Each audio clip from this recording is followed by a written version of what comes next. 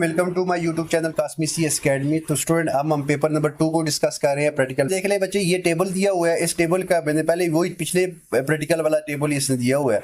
इसके अंदर state number of record कितनी है इसमें, जितनी 8 रिकॉर्ड है। 1 सी मीन की पहला रिकॉर्ड उनजा व्यू होटल का है, ठीक है। 1 2 3 4 ये सारे रिकॉर्ड है, रिकॉर्ड रो को बोलते हैं, ठीक है। तो ये हो जाएगा। Explain the concept of foreign की एंड आइडेंटिफाई द फॉरेन की इन अ होटल इन्वेंटरी टेबल। फॉरेन की होती है किसी एक टेबल की प्राइमरी की दूसरे टेबल के अंदर यूज हो रही हो, तो वो बेसिकली क्या होती है, आपकी फॉरेन की होती है, ठीक है जी। रिकॉर्ड इन दूसरे टेबल की जो की है वो आपस में मैच, किसी एक टेबल की प्राइमरी की दूसरे टेबल में यूज हो रही है, तो वही जो होती है वो फॉरेन की होती है, ठीक है जी। तो it is available case of more than one table and current scenario there is only one table. So एक टेबल हो तो उसके अंदर कोई फॉरेन की भी नहीं होती, तो इसलिए इसमें कोई फॉरेन की नहीं है, ठीक हो गया।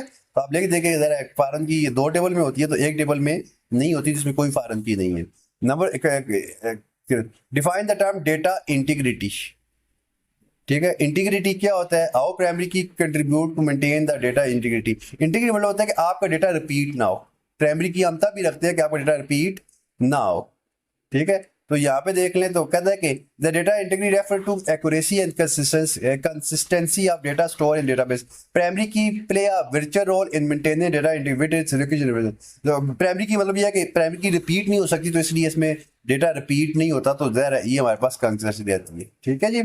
अब नेक्स्ट पार्ट में जाते हैं। Let the output of following. देखिए टिक लगा हुआ है, होटल आईडी शो होगा, लोकेशन शो होगी, और गुलमिट मीन की जिसके आगे गुलमिट, ये देख लें, ये लोकेशन में गुलमिट मीन के दूसरे का रिकॉर्ड शो होगा। उसके बाद 2 मीन की 8 वाला रिकॉर्ड, 2 ही रिकॉर्ड शो होंगे, लेकिन रिकॉर्ड के अंदर सिर्फ होटल का आईडी आएगा, लोकेशन आएगी और अवेलेबिलिटी आएगी। दोबारा बता रहा हूँ बच्चे, टिक लगाना है, टिक लगाएंगे तो वो शो होगा, जिसपे टिक नहीं लगा होगा वो शो नहीं होगा।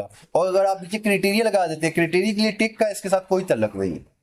क्राइटेरिया काम करेगा, टिक लगाएं तो शो हो जाएगा, नहीं लगाएंगे तो ये वाला शो नहीं होगा, लेकिन ये इसमें डेटा इसके इस क्राइटेरिया के मुताबिक शो होगा। तो आप देखें तो उस बंदे नीचे आपके पास 2 रिकॉर्ड शो करवाए हैं। तो ये सिर्फ आपको समझाने का मकसद है कि आपको थोड़ी प्रैक्टिस हो जाए, ताकि इस तरह कोई क्वेश्चन आ जाए तो आप इजीली उसका सोल्यूशन बता सकें, ठीक है। तो आगे बाद ये टेबल दिया हुआ है, वही वाला टेबल है आपके पास, पिछला टेबल है।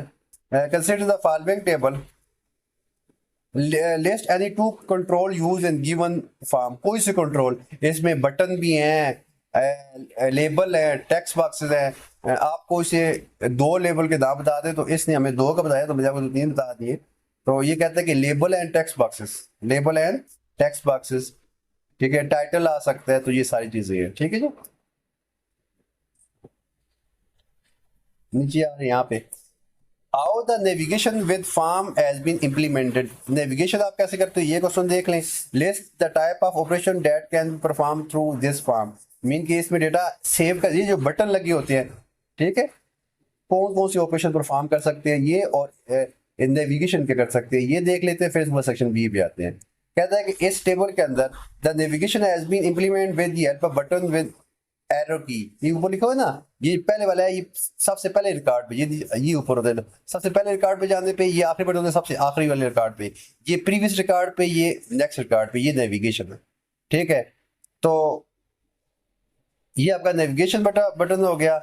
और सेव कर सकते हैं through this form, the data can be save, delete and edit. So we can also navigate, हम क्या कर सकते हैं, सेव एड डिलीट भी कर सकते हो, और फर्स्ट रिकॉर्ड पे जा सकते हैं, लास्ट रिकॉर्ड पे जा सकते हैं, प्रीवियस रिकॉर्ड पे जा सकते हैं, और नेक्स्ट रिकॉर्ड पे जा सकते हैं, ठीक है जी। उसके बाद ये बनी हुई है, ये शेप सी बनी हुई है, इसने दोबारा बनाई है। तो ये पहले कैसेट देख लीजिए, मैग्नेटिक टेप है, ये पुरानी कैसेट नहीं था, ये सीडी है आपकी, ये मेमोरी कार्ड है, ये यूएसबी है, ठीक है।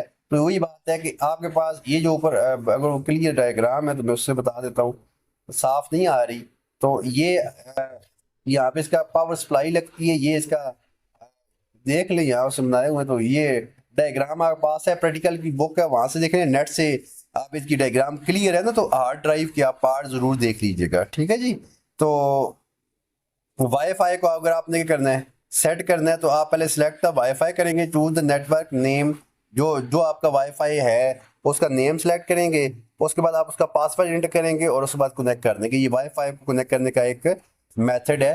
तो ये चीज़ें, ये आपका पेपर नंबर 2 है, तो उम्मीद करता हूँ किसी समझ आई होगी।